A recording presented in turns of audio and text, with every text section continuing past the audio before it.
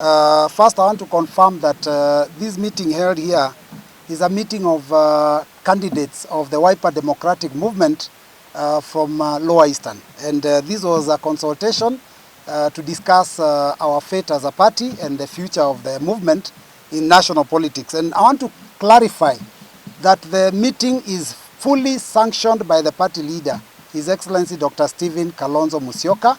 He's well aware that all of us are here, and he knows exactly the agendas that we are going to discuss, because it's not about him, it's not about any individual, it's about the party.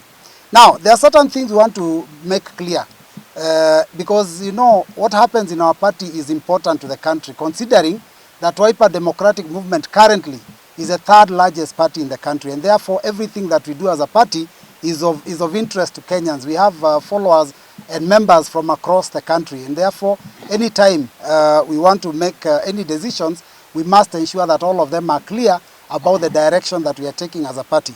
I want to say that there are a number of times when our party leader has made comments, and many are the times when people want to imagine that these are personal comments from the party leader.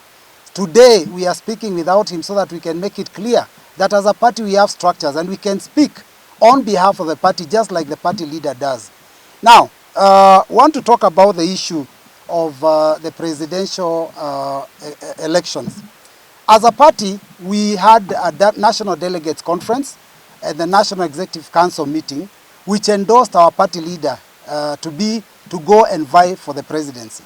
We did this knowing that there would be other opponents, but we did that in the understanding that every party that is worth its name in salt has to organize and ensure that they vie for political power.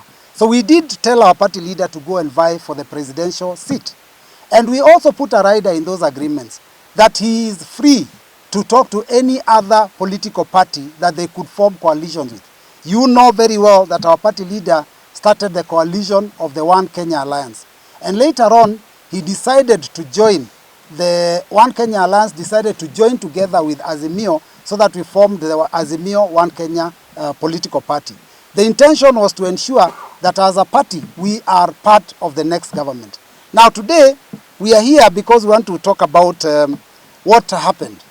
We believed that our party leader was going to be the candidate. Later on, we believed that our party leader was going to be the deputy president.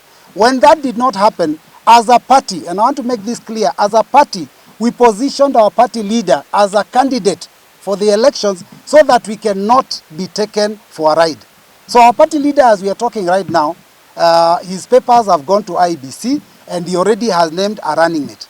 But what we have decided and we have discussed as leaders is that, you see, the country is greater also than Wiper itself. And that because we had already agreed to work under the Azimio One Kenya Alliance, that maybe it is time that we exhaust all the options that were available under the Azimio One Kenya Alliance, because there is a dispute resolution mechanism under that alliance. So we are asking our party leader that we do reconsider the possibility of having further discussions on this coalition arrangement. One of the reasons why we are disappointed and why we were disappointed and said we are going to go all the way to the ballot is because there was no structured discussion. There was no discussions about how political party positions would be shared.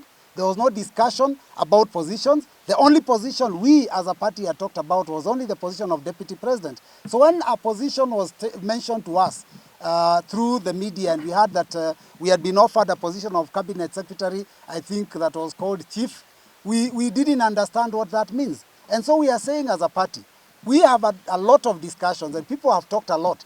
The media has gone out there and put forward a long list of the things that the party was offered.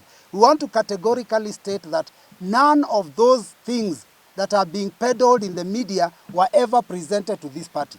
So as a party, we are asking, if there are any offers, why don't you present them when we are discussing under the dispute resolution mechanism? Why don't you present them to us so that we can be able to make an informed decision? So what we are saying is that as a party, we were disappointed in the manner in which we were treated, but we are God-fearing people.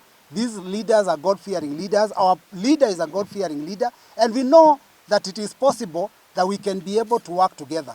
But what we are saying here is that we hope that the principles under the coalition of Azimio One Kenya can sit together and be able to put in paper, pen and paper, all those things that they wish that this party could be able to know, so that we can be able to advise our party leader accordingly, and so that we can make the next course of action. I read in a section of the media today that there is a rebellion in Lower Eastern, that there is a rebellion from leaders of the Wiper Democratic Movement. Let me say, I don't know what kind of word I can use to rubbish those comments. There is not a single member of the Wiper Democratic Movement, not a single candidate of the Wiper Democratic Movement that is against the decisions that have been taken, because it is not the decisions of the party leader, it is the decisions of the party. Because there is no decision, single decision, that has ever been taken by the party leader in isolation.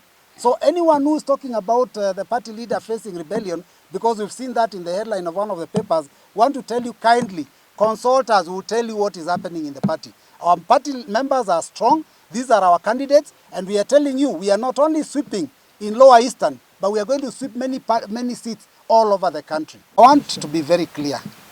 We as leaders are consulting, and our consultation is about the best interest of Kenya, so that we can issue a statement together. And I will tell you, the final statement will not be read by me, but I'll be flanking my party leader when he reads the final statement. We have our options. One of the options, you are aware, is that we have already fielded our party leader as a candidate in the next election. At the same time, we also do realize that there were some offers that may not have been given to us in good time. And so they were mentioned on the day that our party leader was also unveiling his candidate, because we had disagreed on the way forward. So if there are any offers, we are asking, because there's still, I think the IBC has given a final date for us to present our papers towards the end of this month.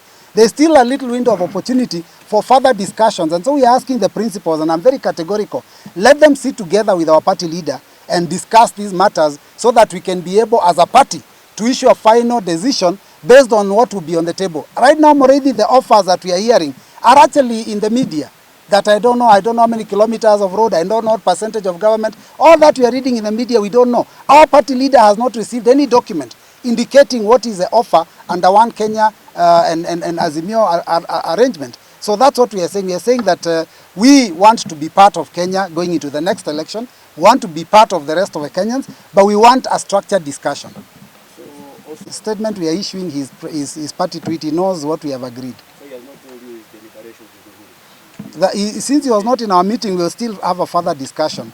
But it is not about Uhuru, it is not about Raila, it is not about our party leader alone. It is about the millions of Kenyans. Probably my last question before I allow the others. I want to be clear that we all know that the position of President and Deputy are off the table under Azimio One Kenya Alliance. That we are aware. But what we are saying is that there could be other ways by which this party can participate fully in government, even outside those two positions. That is what we want to know. What is in need for Wiper Democratic Movement?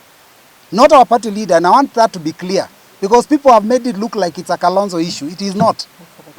It is about first and foremost, he is a party leader of the third largest party in the country, and followers across the whole country. And not to forget his serious vote basket of Lower Eastern. So we want to know what is in need for his people. Did sign an agreement under Azimio One Kenya.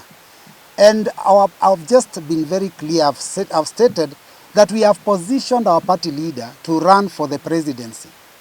The reason we've done that is because there was a lot of opaqueness within the discussions and the agreements in that One Kenya Azimio arrangement. And so we are saying that all is not lost. If we can give some transparency and some openness and have some structured discussions, they still are an avenue for working together.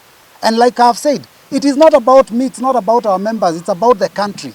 So we are looking at that, and now I'm saying that it is not our party leader saying. We are saying that on behalf of the party as party members and as party candidates. So there is an opening if there will be structured discussions and we know what is on the table for us.